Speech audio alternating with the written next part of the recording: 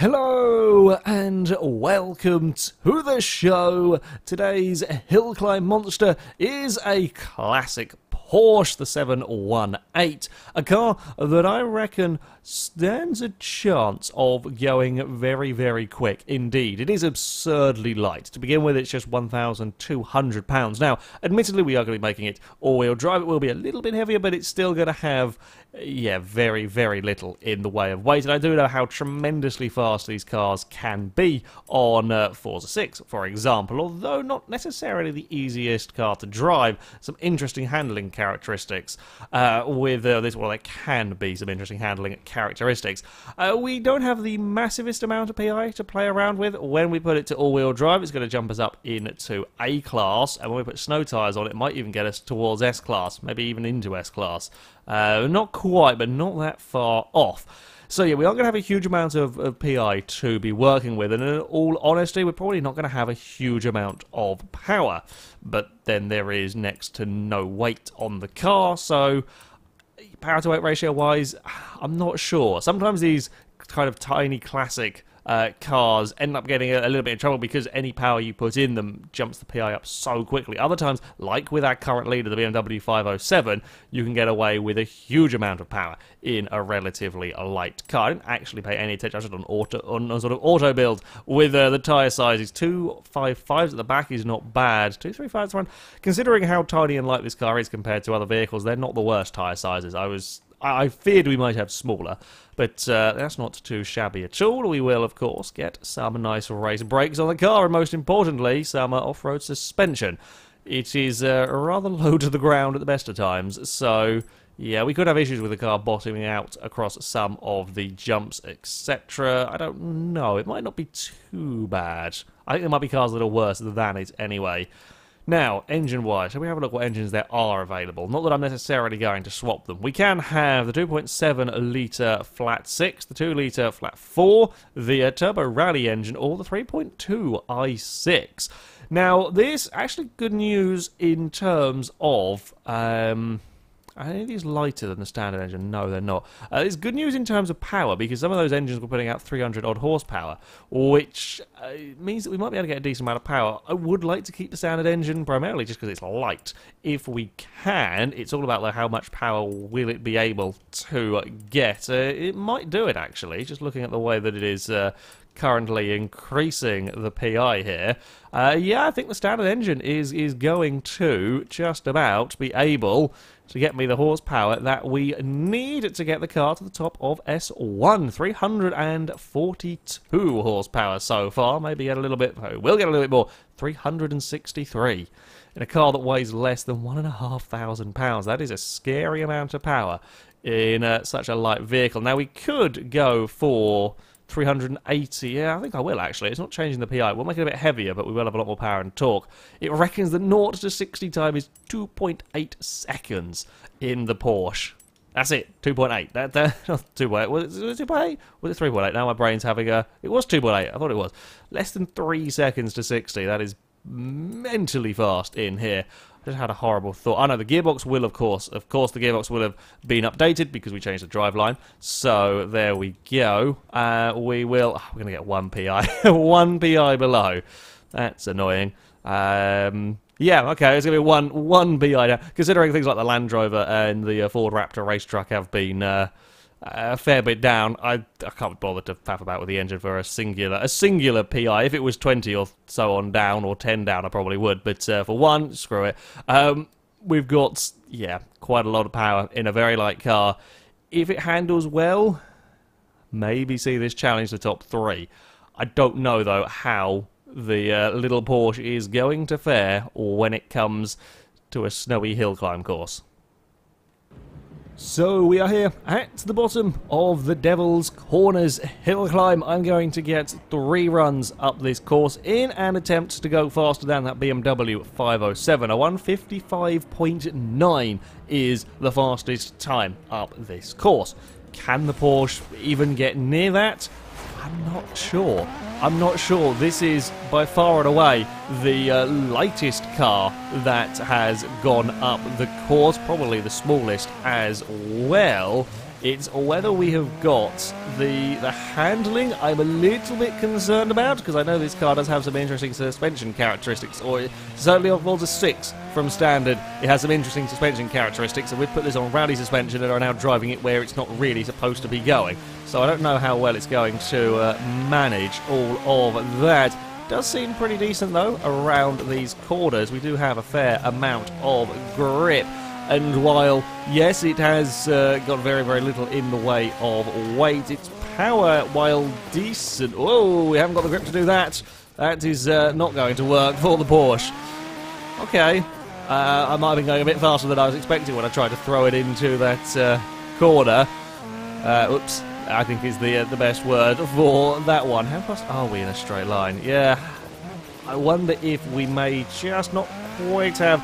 Yeah, it is much lighter than the BMW. But the BMW did have 800 horsepower. The Alfa Romeo, I think, had 700 horsepower, the TZ2.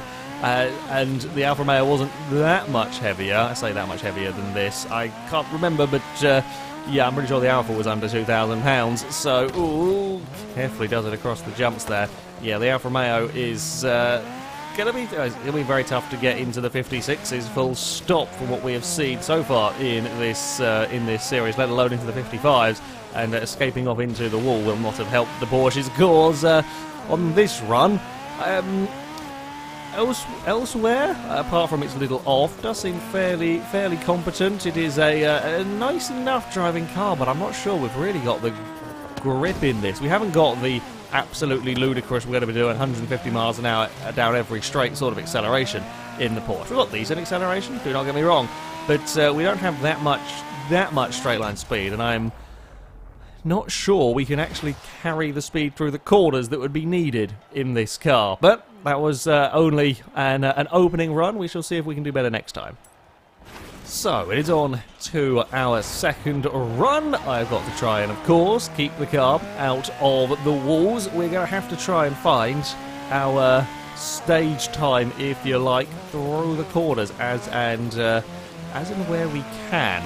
I'm not sure where that is quite going to be, but never mind. Oh, come on, please get turned, please get turned. Got a little bit of understeer. It's not the worst, but we're always going to have understeer around here. There's simply not going to be grip because, well, we're driving on snow. But yeah, it's not the worst that we've dealt with in this car, but it's also not the best handling vehicle. And I fear through corners like this, where if we were going to be really challenging the top of the table, we would need to be making more speed through here as well. We're going to be a little bit more careful on the way in. That's more like it from the Porsche. Kind of delicately feed in the power. We are lacking that little bit of grip. We bounce our way across the cliff face there, 115 miles an hour. Wasn't a great exit. We were a bit too wide and a bit, yeah, a little bit sliding as well. Won't have helped matters. How fast will we be going up towards this jump? 105 miles an hour is not too shabby over there though, but still down on the likes of that BMW. Come on, Porsche, try and find some grip.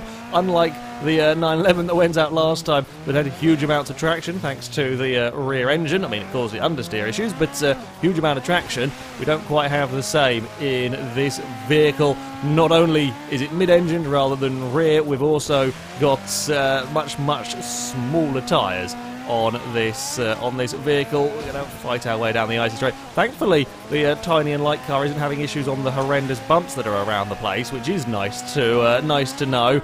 Big kick of oversteer as we leave the icy straight there. The bumps down here, I've actually caught out a few cars, but it's not catching out the 718. I am kind of surprised, actually. I wondered if this might have issues on the bumps, but it's managing them all very, very well. It's around the final corner. It's only a 158, though. How was it, 58? A low 58. It's not too bad. I think we are lacking. We just can't carry corner speed. I don't know where I'm going to find time, because it's a real struggle in some ways to carry corner speed in this car. Well, while classic cars do very much rule the top of the Hill Climb Monsters table, I don't think the Porsche is quite going to be joining the particularly high ranks around here. Now, we might be able to find some time, and I would hope that we could find some time on this final run, but I don't think it is going to be enough. Problem is, sort of the technique that I ended up using with the 911 to get it relatively fast up this course won't really work with this car because I don't have the traction to make up the time that would be necessary, I don't think, in this, because you can see the back end moving around on our way up here. It's just not got that rear end grip to really get away with it. And if we go chuck it into this corner, we'll probably get a lot of oversteer. Sorry, again trying to fight as a much better line. I am pleased with that one. Now don't run too wide. I can't get on the power where I want to. We were still quite wide. Not as bad though this time around. We do get on that power considerably better. In fact, I get on the brakes a little early, but hopefully we can carry speed through here, which we didn't last time around. Indeed, does feel like a good run out of that corner to get 106 miles an hour across the jump into the hairpin we go. Now the brakes on this car are good. You would expect them to be on something that is this light. There is just so much less momentum to have to try and stop. Get turned around the hairpin. You see, this was another place where the 911 was very good getting out of the incredibly slow corners around here. Now, can we be flat out? I'm not got a huge amount of confidence in this car. Yeah, I can't quite hold that as fast as some of the other vehicles. I think we are doing better now, though, as we head down the icy straight. Try and get it thrown into this corner. There is a bit of sliding going on, but it is much better from the Porsche. We are on for, I think, definitely the best run of the three if we can get it through these final corners without too much wheel spin. Oh, it's still struggling a little bit as we run towards the line. It's into the 57s. I don't quite know how fast into the 57s it was. 57.8 for the Porsche.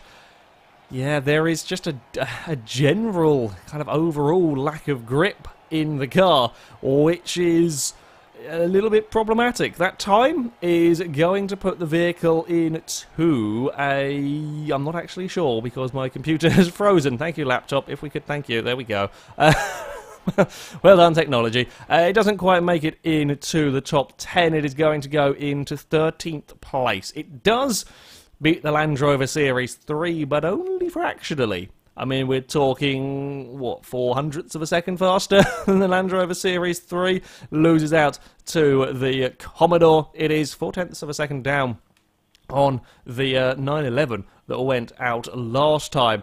And it's, yeah, kind of all feels like it's lost through the turns. Yeah, we don't have the crazy level of acceleration that some cars like the Volvo 242 and the BMW and so on have had. However, cars without that crazy acceleration can make up time through the corners. But I can't with this Porsche. Not enough time through the corners. We are quite oversteering. We lack any real traction. Perhaps the horrendously light weight is not helping it in that matter.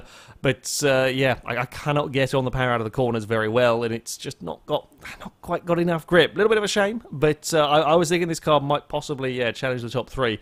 It doesn't have the grip. It just does not have the grip to get away with that one. But there we go. That is going to be it for this video, guys. Thank you very much for watching, and until next time, goodbye.